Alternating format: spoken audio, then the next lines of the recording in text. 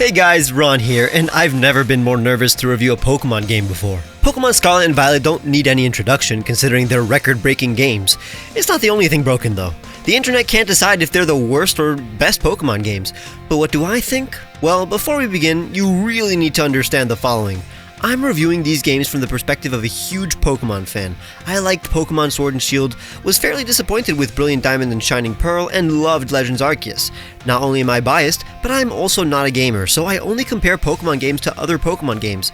Gaming simply isn't my hobby of choice. I don't play video games much. While it helps, I don't think it's completely necessary to play other games in order to play Pokemon and have an opinion on them. I'm not a news or gaming outlet, so I'm not here to convince you to play or not play these games. This is simply a retelling of my literal experience with Pokemon Scarlet and Violet. Just the facts about how I felt journeying through Paldea. I hope you recognize that my enjoyment of these games is not an acceptance of its flaws, and vice versa, that my acknowledgement of its defects isn't a reflection of my overall attitude towards these games. I don't have the answers to the problems that contribute to Scarlet and Violet's flaws, and I know for a fact that I am not the problem for picking up a game I know I will have fun playing. Technically, I didn't even buy these games.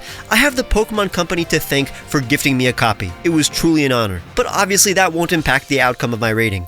In order to review these games, I separated this video into categories in a rough order that begins with the weakest aspects of the game, like its performance, and ends off with the strongest aspects, like the plot and music. Nothing is black and white. Each individual aspect of these games elicited a different response from me. So let's start with the elephant in the room. Performance. Partially due to the relatively short amount of time Game Freak has to produce these games, and the Pokemon Company's inability to budget properly, it was no surprise how unpolished Pokemon Scarlet and Violet are. To put it into perspective, Sword and Shield had a 3-year development time, yet these games had the same development time despite possibly being 4 times bigger in scope. The world of Scarlet and Violet is by far the largest in the entire franchise, yet it still only had 3 years to be developed, while games like Breath of the Wild had 6 years. With all the other lucrative aspects of the franchise which rely on the prompt release of these games like the merch, anime, and TCG, the Pokemon Company is reluctant to delay any titles. This is not an excuse, just the context for these games' terrible performance. It is a fact that these are the worst technically performing Pokemon games, and regardless of who's to blame, many players are experiencing bugs, glitches, and unoptimized performance. But what about me? I don't know how much of the problem is attributed to the supposed memory leak that afflicts these games, but a solution to this is apparently to shut down the game or system every hour or two. I naturally already do this, so this possibly could have contributed to my lack of serious lag when I was playing. I barely ever noticed slowdown or frame drops. Keep in mind, considering I've never played any high FPS games, and I've never found the frame rate of Pokemon games to affect my enjoyment, dropped frames were barely part of my experience. They were there, it's just not something that bugs me. I also never encountered any game-breaking glitch. My game never crashed. There was obviously pop-in, but that existed in the previous few Pokemon games. I mean, it's a fact that the draw distance needs to be fixed. Even if only 5% of players experienced any bugs, this game is still objectively unoptimized.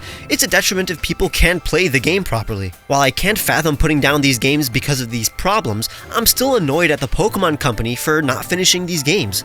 That's what you need to understand. Just because I had fun with these games, that doesn't mean I'm not a bit mad at the developers. Kinda the opposite. I'm so frustrated that some people can't enjoy what could have possibly been the objectively best Pokemon games if Game Freak had a few more months to work on them. I want everyone to be happy, and it's aggravating that the Pokemon Company allowed these technical issues to persist. Keep in mind that these are afterthoughts. I'm able to separate these criticisms when I'm playing.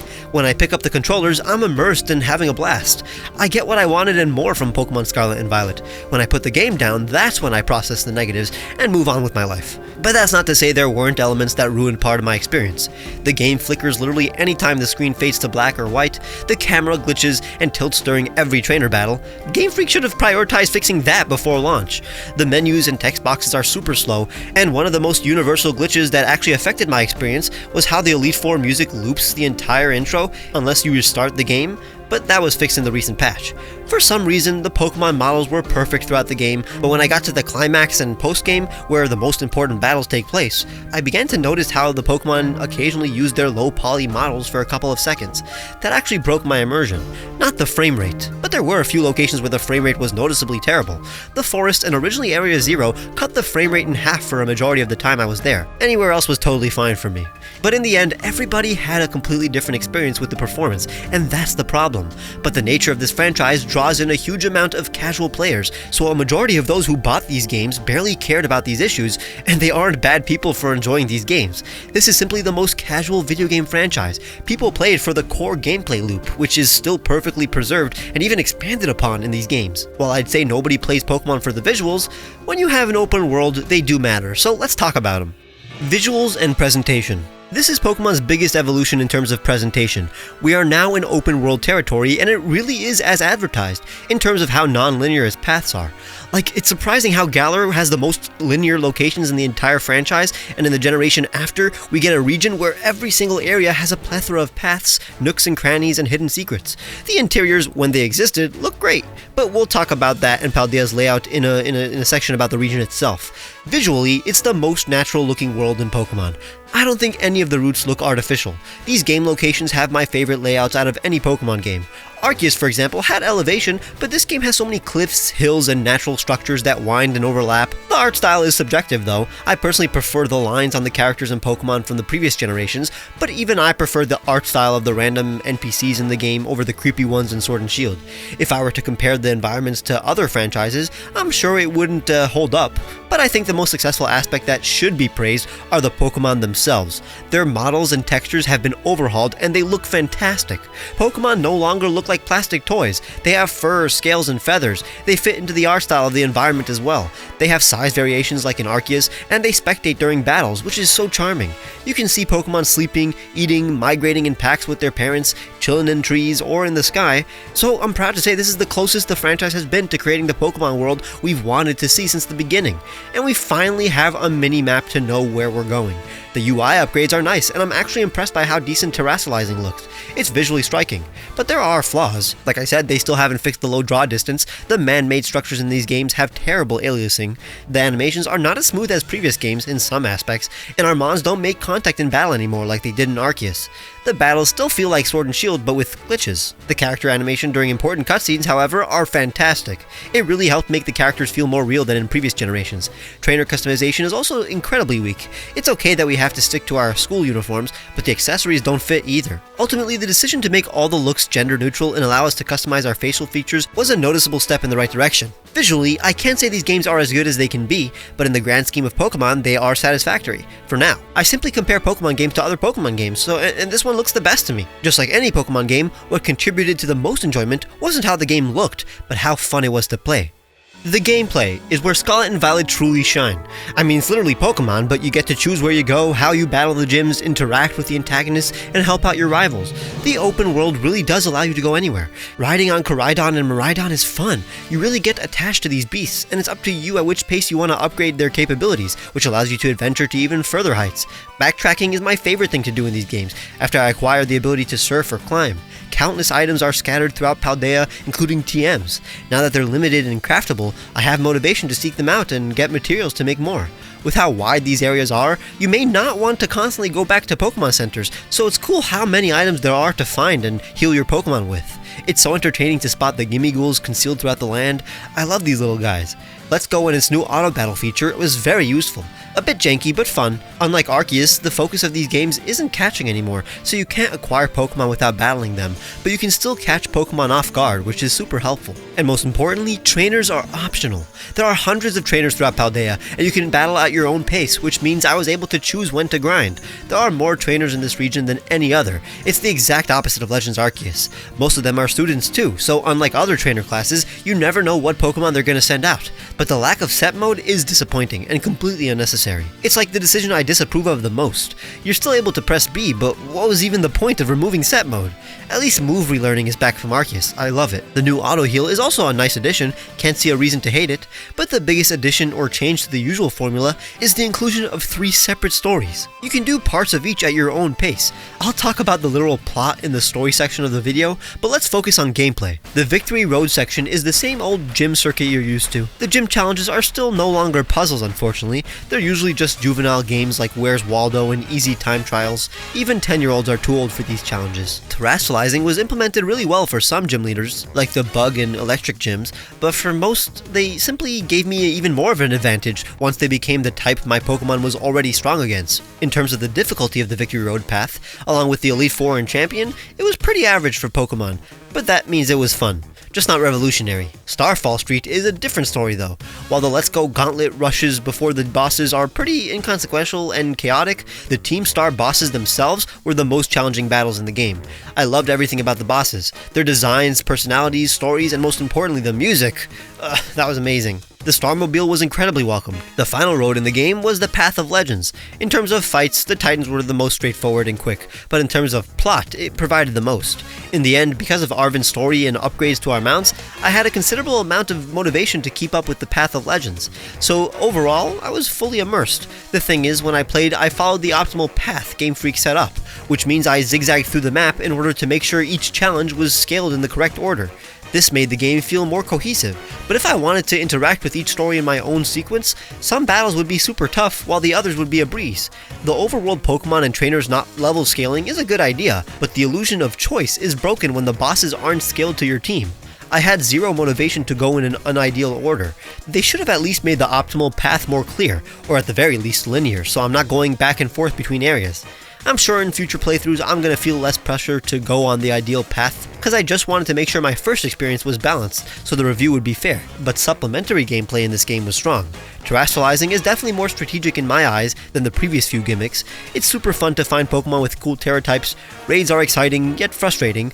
The Union Circle multiplayer capabilities are pretty cool, they actually successfully nailed that aspect, but I barely used it. Same thing with picnics. There are so many controllable benefits to picnics. It was a natural culmination of Pokemon and me, Refresh, and Camp, and I commend Game Freak. I simply didn't want to overutilize it so my Pokemon don't max out affection and start tanking hits. Overall, gameplay-wise, Scarlet and Violet are like any Pokemon game before. They're above average for a Pokemon game, and this is the aspect most fans prioritize, alongside the new Pokemon. The number one reason I'm a Pokemon fan is because of the Pokemon themselves. I enjoy a majority of each generation's Pokedex, and that includes Gen 9. Is it my favorite roster? No. It's definitely the most convention-breaking since Gen 5. There are a few Pokemon that don't uphold some of the rules most Pokemon do. It's not a good or bad thing, especially if the point of the concept is to break some kind of established trope. But because of that, it'll take a bit more time to get used to some of these designs. Overall, a ton of these mons are very fun and entertaining. I'm gonna release a tier list video containing my opinions on each Paldean Pokemon in a few weeks, but here's the gist of it. I'm a fan of pretty much every legendary or super powerful Pokemon in this dex. We have some of the strongest new evolutions to previous Pokemon ever introduced, though there weren't that many. I'm relatively satisfied with the starters. I like their personalities and even their themes. They're not 100% what I would have wanted, but they do look cool to me. Paradox forms are pretty great. It seems like many prefer the ancient forms, but to me, both past and future Paradox forms are equal. People always say that the ones in Scarlet are more inspired and that the future ones are all just robots, but the same sentiment can be flipped. A lot of the ancient ones are just feral versions of the original, and the future ones match the theme of the climax a bit more and utilize cooler based Pokemon. Overall, totally down with Paradox forms. It seems there are less S and A+ tier Pokemon in this generation, from my perspective at least, and most are Bs and As. It's just disappointing because in Galar I had like 9 S tier mons right off the bat, while in this generation I have like 4, but you can't have new Pokemon without the new region. Paldea is one of the most diverse regions with pretty much any type of climate you'd want in a Pokemon game. Definitely one of my favorite regions. Each area is huge and boasts a wide variety of Pokemon. Unlike other regions, you're not going to run into the same early route Pokemon in every location. The only detriment is that it's not as whimsical as a lot of the previous regions. The layouts and concepts of the locales are relatively realistic. There are no mushroom forests, mirror caves, or lush jungles, but Area Zero does make up for that. It was the kind of place I felt was missing. When I was playing, I expected no caves or mazes, but I'm so happy to report that there are multiple giant caves with intricate paths and maze-like structures within a couple of routes, and they're all populated by Pokemon, trainers, and items. I was about to list my favorite locations, but it's pretty much every route. And the settlements are some of the biggest cities in town in all of Pokemon, and they're laid out in more realistic fashions. They aren't pretty amusement parks with one street anymore. There are many roads and blocks. Unfortunately, and I'm not exaggerating, you can't go into like 95% of the buildings in this region. It's pretty grim. Kinda bittersweet because I was the type of person to enter every house and be disappointed when only 5% of them had anything worthwhile to acquire. So now I don't have to search for these items. In fact, each town has more hidden items and TMs than any other region. They're simply outside. You don't have to hunt down the useful NPCs since their text box indicates whether or not an NPC is worth talking to. It makes the adventure less tedious, but less adventurous. It's depressing when literally every building that has something worth your time is basically a restaurant or shop. all of which have no interiors. It's a shame that detailed houses like in Alola don't exist in this region. I don't need to enter all of these houses, there are like 50 in each city this time around, so 25% would have definitely been enough. I'm a bit neutral on the fact that no town felt gimmicky. They were a bit more realistic, but again, that means we don't have any cool towns inside a crater or a city on top of trees. They're all just towns. A lot of them look really good on the outside. Like, sure, there's no interior design, but the exteriors are designed really well. Cascarafa and Levincia come to mind. But there are no lore-filled landmarks like cemeteries, towers, or farms. Just general areas to explore, like a mountain, lake, fields, marsh, desert, etc. And a weird side effect of the open world and hands-off story is that the lore of the region is less in your face. The plot of Sword and Shield or Sun and Moon would make it obvious how British or Hawaiian these regions are, while Paldea is subtly Spanish. It's not a bad thing. All the slang, history, and lore of this region comes from the town names or speaking to optional characters. The characters. The characters in this game, I'd say, are above average. There aren't any badly designed characters, and I like how the trainer NPCs finally look different from each other, but let me go through each category. The Academy staff was great, probably the best designs in the game. It's super cool how you can take their classes and learn more about their personalities and lives, like Miriam for example, probably the best girl in this game, but don't tell Dendra. I unexpectedly loved Clavel. It's awesome how much he cares about the students. It's also hilarious how we thought he was a candidate for this game's antagonist.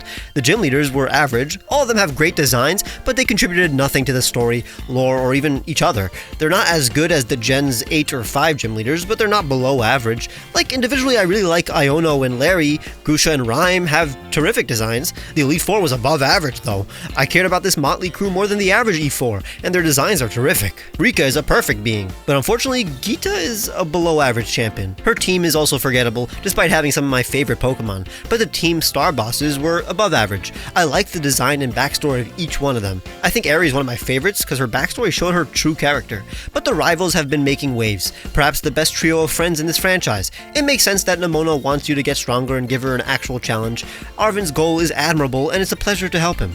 Penny's quirky and deep down cares for her friends. The quality of their individual plots are varied, but when they converge, it was almost like watching an anime. And the professors are the sickest ones we've ever gotten. I can't really explain why unless we begin talking about the story. We gotta divide this into 3 parts, so spoilers ahead. First, the traditional storyline, Victory Road. Sword and Shield's gym challenge actually coincided with the plot, and the entire story focused on the gym leaders, champions, and Pokemon League, so it was pretty tough for Paldea to follow this up. Unfortunately, while the individual gym leaders were good, the gym challenge was pretty average plot-wise. It wasn't a spectacle like in Galar. What saved it was Nemona's desperation for you to get on her level, and perhaps even the rematches in the postgame, which delved into the individual motivations of the gym leaders. It's still in the top half of gym challenges throughout the franchise's history, though. Starfall Street was a bit more plot-heavy. The neat twist is that instead of stopping the schemes of villains, it slowly revealed that these antagonists are actually good people who were backed into a corner and forced to take action against their bullies, but were made out to be the bad guys. I liked how Team Star turned out to be a brotherhood for the bullied. That, coupled with the colorful bosses whose stories I enjoyed and Cassiopeia's plot, I found myself coming back to Starfall Street with excitement, although that could have been because of the insanely good music. I'm sure people could find the fake mystery of Clive and Cassiopeia irritating, and if you didn't connect with the plight of Team Star's bosses, then this could definitely be a boring story. Even more so if you didn't understand Penny's plans and found it to be convoluted. But at the end of the day, I understood that Clive's secret wasn't supposed to be taken seriously. The game literally spells it out for you, and Team Star's big boss's logic makes sense based on their personality and the rules that they set up. When it comes to it, I thought it was neat unraveling the past mistakes of the school and Clavel's desire to correct them. The Path of Legends, while the least engaging in terms of gameplay, had the best and most developed plot. The story of Arvin's resentment towards his parents and love for his Mabostiff is really well written.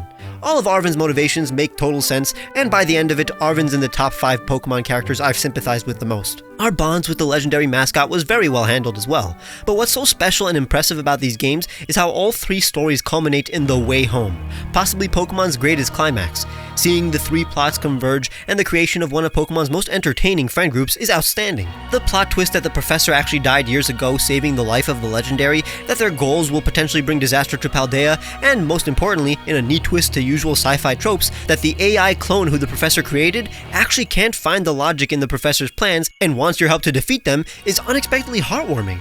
Not only that, but their farewell to Arvin was poignant and touching. Coupled with the music, Area Zero's setting, unsettling paradox, Pokemon, and atmosphere, Pokemon Scarlet and Violet have, in my opinion, the best climax in a mainline Pokemon game.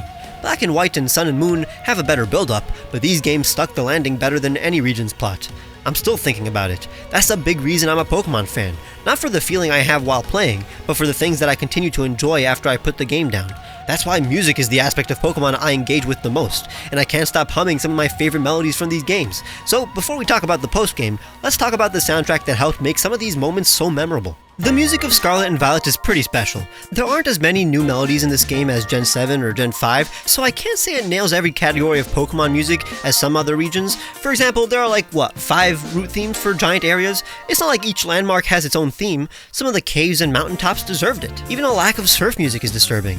There are some amazing town themes like Levincia and Cascarafa, but I can't deny that I was a bit disappointed that after multiple generations, we're back to a few towns sharing the same theme. What makes up for that is that the area music and even wild battle music are all dynamic. They have multiple versions and each wild battle music is an extension of its location. It's very cool. I love the general instruments used in the region too. A lot of acoustic guitars and saxophones, as well as the electric guitar and synth when appropriate. At the end of the day, Pokemon excels at melodies, and this game has some of the best tunes in the franchise, melodies and chord progressions that actually made me emotional. Pokemon has my favorite video game soundtrack. My second favorite is Undertale, for the same reasons, so imagine how much fun I had with Toby Fox composing some of the best themes in this game, melding the feeling of listening to my two favorite soundtracks. It was magical for me. All the composers gave it their all. This game excelled at having some of the most dramatic and epic battle themes in the franchise, a contender for my favorite assortment of battle themes, and most importantly, I think it takes longer for these themes to loop than any other Pokemon soundtrack. I mean, the Team Star Boss theme takes 3 minutes to loop, when the usual battle theme in other regions takes a minute or two. But I'm impressed with how every single Team Star battle theme is incredible, some of my favorite themes in all of Pokemon.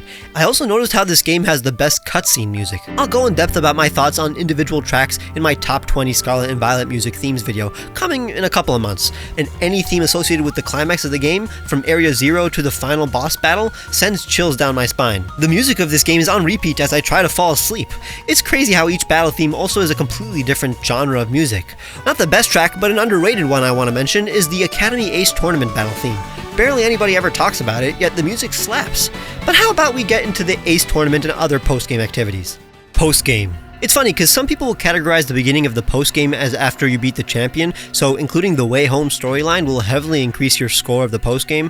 Unfortunately, the credits roll after you beat the final boss in Area 0, so that doesn't really count. Even though you already do more than the usual Pokemon game before the credits, the main game is definitely one of the longest of any Pokemon game, at least 50% longer than Sword and Shield, so a giant post-game would be surprising.